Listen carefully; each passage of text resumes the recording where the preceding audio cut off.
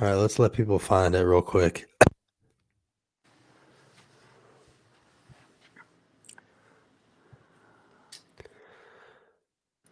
All right, come on in, everybody. This is a special surprise. Quite the surprise. I got Quite a the surprise.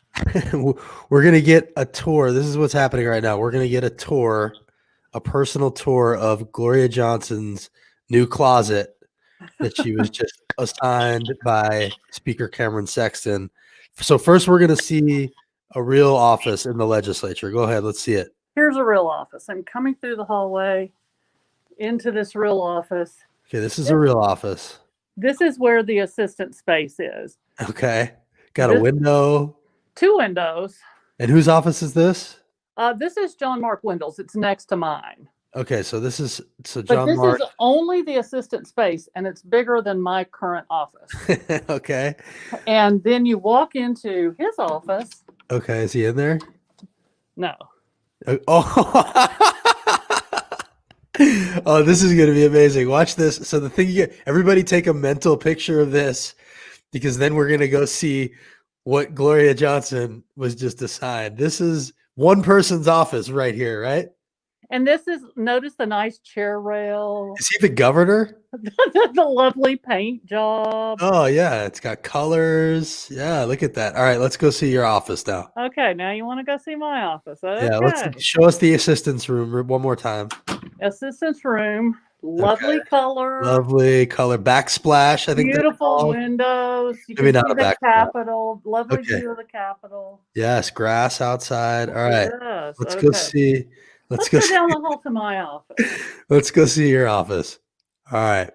Do we want to see the assistant's place first or yours first? Here is, it's labeled the conference room. It used to have 1 table and a phone and 2 chairs in it. Okay. Now it's my office. Okay. This is it's about 10 by 12, maybe. That's not the assistant's place. That's your office. This would be a good one for an assistant's place, but this is my office. Okay, this is your office. So my desk won't even fit back in that little alcove for some extra space, because then I wouldn't be able to get in on either side of it. Okay. So and your hunch is that this is because they don't like you. This is not my hunch. This is what they said. I am told by my leadership that Speaker Sexton actually said there's nothing written that says she has to have an office. Wow. Okay. And is that true? I don't know. You know, sometimes they tell the truth and sometimes they don't. I don't know. But I mean, I think the thing that people need to keep in mind is it should be the assumption. Sure. I am the only person in the General Assembly who does not have a regular office. And there are regular offices available. They just did not give me one. Amazing. And I think people need to realize that this isn't just disrespecting you, it's disrespecting everybody you represent. Oh, it's a huge disrespect to every one of my constituents who, when they come up here, deserve to have a comfortable place. I can't have my table and 4 chairs that won't fit in here that I had in my other office. I can't have very many people in here. Under COVID, there's no airflow in this room. It's a closed off room that no one ever used before. And I'm going to take you. That's actually quite dangerous. Right. And I'm going to take you across the hall and down the hall to where they're going to put my assistant, who is 65 years old and a cancer survivor. Let's go there now. So for people who are just joining us, this is Gloria Johnson being punished for speaking out, speaking her mind. And this is the office space that she's been given. And then this is her. This is literally the assistant space? This is literally my assistant space. It's not even 5 feet wide. Wow. We have lots of big file cabinets and big bookcases. She's given one of the intern desks over here because her other desk doesn't fit. Wow. There's no room for any of her things. There's exposed whatevers up here. This is some petty stuff of Cameron Sexton right here. This is unbelievably petty. Yeah. And, you know, the thing is, he will not answer me. Is this what they mean by unity, Grant Marsh says? Exactly. Yeah. So this, I suppose, is their idea of unity. And I can promise you, this is one of the reasons I did not vote. I was the only member who didn't vote for him for speaker because I didn't trust them to be fair. Yeah. They have proven I was correct. So let's be clear about that. Actually, what you just said right there, people need to understand.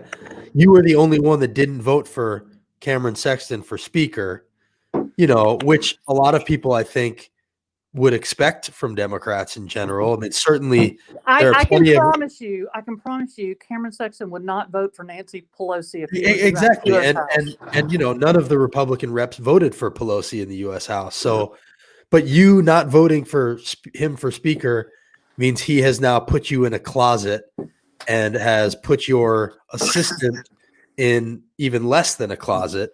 And Right. so this is some petty retribution from Speaker Cameron Sexton that would even make Glenn Cassida blush. Right. We've got 3 of their members under FBI investigation and 1 who's a pedophile. But for whatever reason, I'm the one who gets the shaft because I speak up and I speak truth to power. And I think there's nobody who pays attention would know that, would not know that you do that. You do stand up. You do speak your mind. I see people saying no other Democrats voted against Sexton. Nope, they all voted for him, I believe. And Gloria was one of the few that also voted against Hargett. Talise is asking what they need to do. What can people do? Can they reach out to Sexton? I think it's reach out and tell him how unfair it is. Yeah, let me reach look for out. his email. Tell them how unfair it is, and tell him that my constituents are just as important as his. So I'm getting his email right now. It is, hang tight, everybody. I'm going to write it down. speaker.cameron.sexton@capital.tn.gov. Speaker.cameron, I'm writing it down for you all. .sexton@capital.tn.gov. I think he absolutely should hear from everybody and let them know that this kind of retribution, especially in a pandemic, I think that's a really important point that you made. It's in a pandemic, the circulation's not great, and here we have you being put in a place with no windows with how old is your assistant? She's 65 and a cancer survivor. 65 and a cancer survivor, and being put in a closet of an office that Gloria just took us to show, and we'll post the clip of that because it really drives it home. And then we started this broadcast, for those of you joining us late, with a tour of Rep. John Mark Wendell's office, which is palatial in comparison. So everybody should go back and watch the top of this. It's good that everybody knows that this is happening to Gloria. Again, this is Speaker Sexton's email. Shoot him an email. Feel free to CC us at the tnholler@gmail.com, and we will post screenshots of your emails. So CC us on your emails to Cameron Sexton, and we'll post those. This is absolutely outrageous. It's ridiculous. And people need to know that Speaker Sexton is this petty. And I also want to make clear that, when I'm here and when I'm in this building, I've never been rude to a single member. I've never raised my voice or gotten out of line on the floor. I've never raised my voice or been rude to anyone. I do speak out on Twitter when they support policy I disagree with. I'm adamant about that. I'm adamant when they say racist things. I speak out about that. And I think that is why I have the support I do in my district.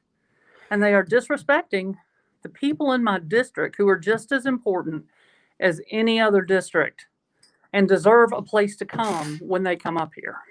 Now, I know that it's easy for people to sort of say, oh, it's just an office, or, make light of this. But how does it make you feel as a not only as a Democrat, but also as a woman, to have a male speaker do this to you?